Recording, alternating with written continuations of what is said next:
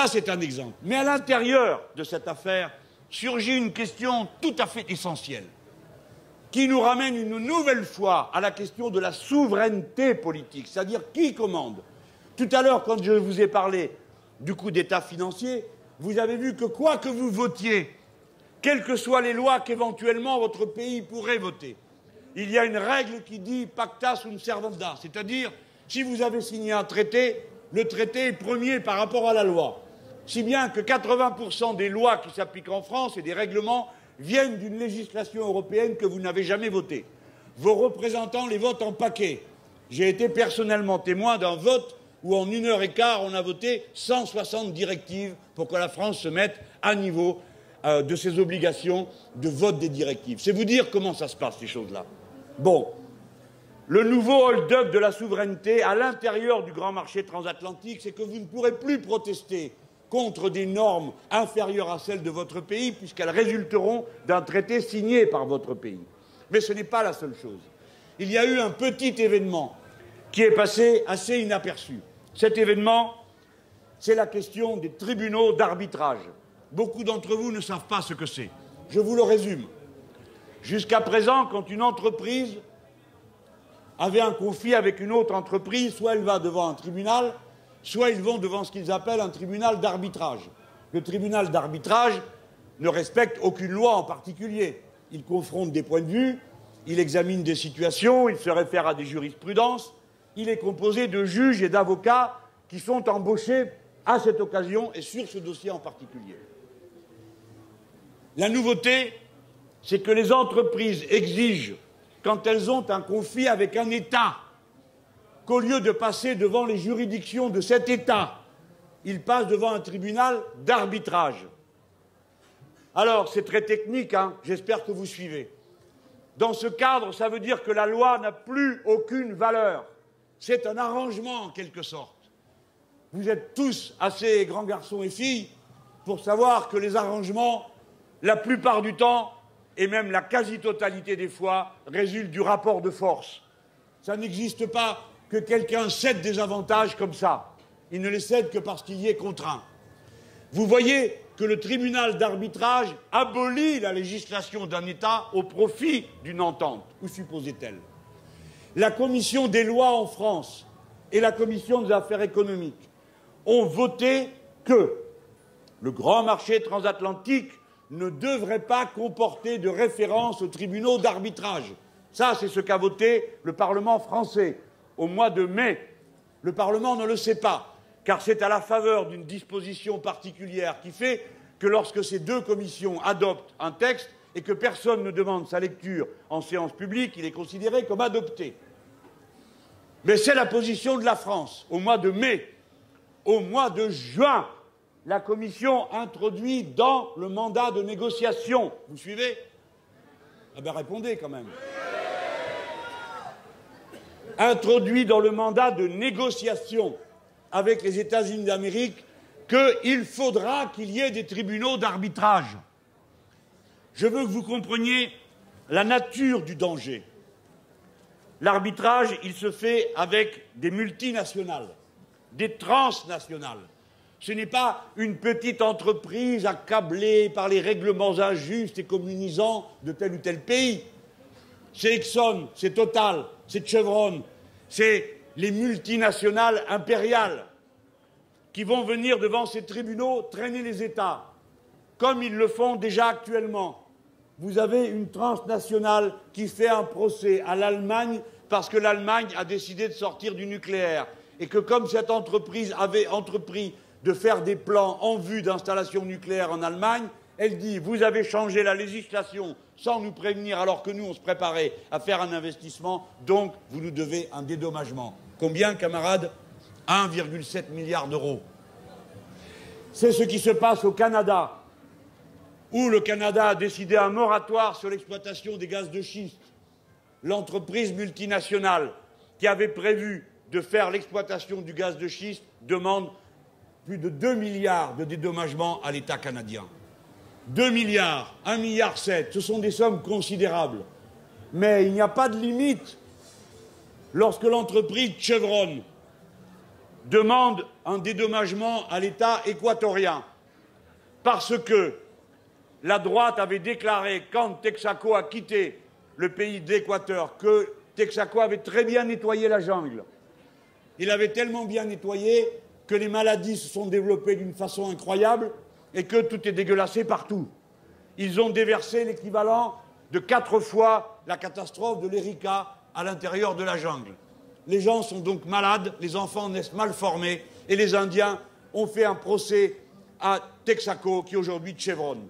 Chevron dit « Ah ben nous, on était tranquilles et contents parce qu'on nous a donné un papier qui nous a dit que tout est bien nettoyé. Résultat, nous vous demandons à vous, l'État équatorien, de nous payer un dédommagement de plusieurs milliards de dollars. Si cette dette devait être payée si le tribunal d'arbitrage devait décider que c'est Chevron qui a raison, l'État équatorien est ruiné.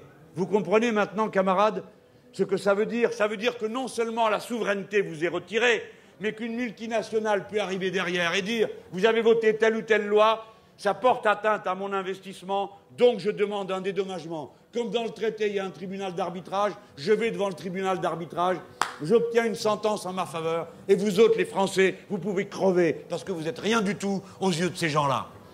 Regardez bien qui ils sont. Je vais vous donner une importance de leur pouvoir pour que vous compreniez comment il n'y aura pas d'arbitrage, mais seulement un rapport de force. La compagnie ExxonMobil a un chiffre d'affaires qui est équivalent à toute la richesse produite en un an par la Belgique et 20 fois la richesse produite en un an par la Bolivie. Vous comprenez quel est le rapport de force? La société Royal Dutch Shell, je vous parle des pétroliers là, en une année a un chiffre d'affaires égal à toute la richesse que produit en un an la Suède ou l'Argentine et 10 fois la richesse que produit le petit pays Uruguay. China Petroleum a le même chiffre d'affaires que la richesse produite en un an par tous les Autrichiens et tous les Australiens. Toyota a l'équivalent de ce que produit la Grèce ou le Chili en une année. Total a le chiffre d'affaires qui correspond à la production annuelle du Portugal et 10 fois celle de la Bolivie. Samsung a le chiffre d'affaires qui correspond à la richesse produite par le Qatar lui-même en une année et 3 fois la richesse produite par l'Équateur. Vous voyez, camarades, le déséquilibre extraordinaire des forces. Imaginez-vous le petit Suriname, pays voisin de la France, qui a une frontière commune avec nous, par la Guyane française. Imaginez-vous le petit Suriname avec ses 150 000 habitants. Il ne peut même pas imaginer de voter le début du commencement d'un règlement qui ne conviendrait pas à telle ou telle multinationale. Si bien que lui, son budget, c'est aux multinationales qui devraient le présenter avant de le voter pour être certain qu'il n'y ait pas de poursuite judiciaire. Alors, le coup d'État financier que nous avons connu en Europe a été une étape à l'intérieur de la contre-révolution libérale qui s'opère dans le monde entier, qui bien sûr a été mise en échec pour l'instant en Amérique latine, mais qui revient à l'échelle internationale, après que nous ayons fait annuler l'accord multilatéral sur les investissements sous le gouvernement de Lionel Jospin. Les voici qui reviennent par l'apport des accords bilatéraux, les tribunaux d'arbitrage, pour provoquer un nouvel ordre du monde dans lequel ce sont les grandes firmes qui dominent. La loi n'a plus de valeur, les peuples n'existent plus, les nations ne sont plus. Il faut, camarades, que vous alliez au bout de ce raisonnement, que vous en compreniez toutes les implications, pour arriver sur un point qui nous concerne tous. Comment devons-nous penser la démocratie dans le futur? Il y a parmi nous une grande méfiance à l'égard du nationalisme, et on a raison, car le nationalisme, c'est la guerre. Mais l'histoire nous enseigne que l'idée de nation, au départ, c'est une idée de gauche. Au départ, la réaction, elle est pour les sujets, les monarchies, les États monarchiques. Ce n'est qu'à la fin du XIXe siècle que la droite a introduit dans son discours la nation, qui était une idée de gauche.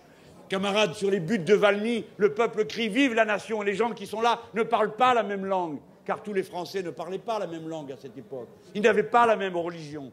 La nation, cela signifiait la souveraineté politique. Jean Jaurès dit que toute la question politique se résume à une question.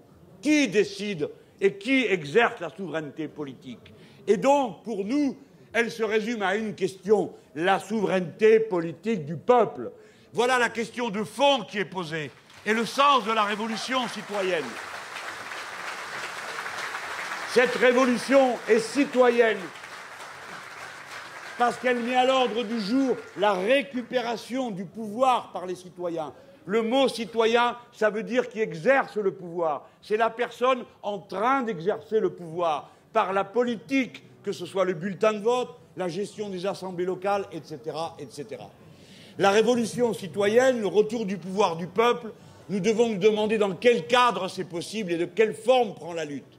Camarades, en Europe, il faut refonder l'Europe de A jusqu'à Z. Car l'Europe est le lieu de la confiscation de la souveraineté populaire et non pas le lieu de l'exercice. Comprenez bien le sens du message. Ce message n'est pas un message anti-européen. La tradition de gauche, c'est la construction de l'unité de l'Europe pour éviter la guerre. Mais nous ne voulons pas qu'avec les méthodes de la paix, on nous impose les résultats qu'autrefois on voulait nous imposer par la guerre, c'est-à-dire la mise à contribution des peuples condamnés à payer un tribut au capitalisme. Et c'est exactement ce qui est en train de se passer. Nous avons un capitalisme tributaire, un capitalisme qui prélève un tribut, un capitalisme qui aspire à ne plus posséder les moyens de production, qui veut se contenter de posséder les marques, qui veut se contenter de posséder les brevets et d'obliger tous les autres à travailler en prélevant une part de cette richesse au nom du brevet, au nom des marques. Raison pour lesquelles nous devons défendre bec et ongle, non seulement nos brevets, défendre bec et ongle nos appellations contrôlées, sans lesquelles il est impossible d'avoir une agriculture locale, sans lesquelles il est impossible d'avoir une agriculture de qualité, sans lesquelles il est impossible d'avoir une souveraineté alimentaire et une protection écologique de nos territoires. Voilà les enjeux. Mais pour cela, il faut refonder l'Europe. Camarades, ne prenez pas la question de l'Europe par n'importe quel bout. Prenez-le par le bout à partir duquel nous exerçons notre souveraineté. Quel est ce bout? Qu'est-ce que la souveraineté? Qu'est-ce que la nation? Une seule et unique chose, la communauté légale, c'est-à-dire la loi, la même pour tous, votée par tous. Là où existe une communauté légale, existe une nation. Là où n'existe pas de communauté légale, n'existe pas de nation. C'est un point de vue très philosophique et politique que le nôtre à propos de la nation. La nation, ça ne signifie pas une couleur de peau, ça ne signifie pas un sexe, ni une religion, ni même une langue, camarades. Car la langue française, nous l'avons en partage avec aujourd'hui plus de 240 millions de personnes. Elle est la langue officielle de 13 pays. Elle est la langue co-officielle dans 16 autres. Il y a donc 29 nations qui parlent la même langue que nous. Et par conséquent, ce n'est pas non plus la langue qui nous définit. Ce qui nous définit, c'est le fait que nous appliquons la même loi à chacun d'entre nous et que nous obéissons tous à la même loi parce que nous sommes censés l'avoir votée. Si nous ne l'avons pas votée, la loi est illégitime. Et alors, le peuple se fractionne. Que veulent les contre-révolutionnaires, qu'ils soient sociolibéraux ou qu'ils soient de droite?